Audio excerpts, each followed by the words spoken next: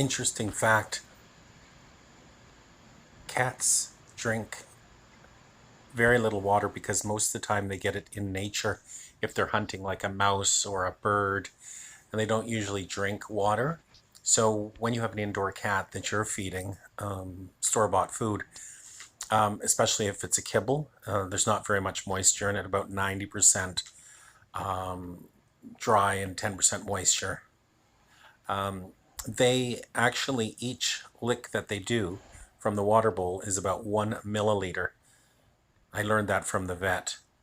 So they don't get in a lot of water. So if you do or you can afford it, get them a wet food diet. Or if you can't afford that, you can mix it up maybe a little bit or put a little bit of moisture in with their dry kibble, just to give them a little more hydration.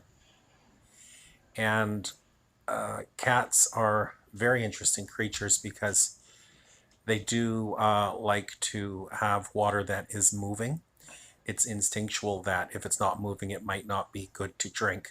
So Sterling, you didn't see him in this one, but he sometimes bats at the water and they want to see it moving. Or he starts where he's doing in this video, he starts at the back and he sees it moving against the edge of the bowl.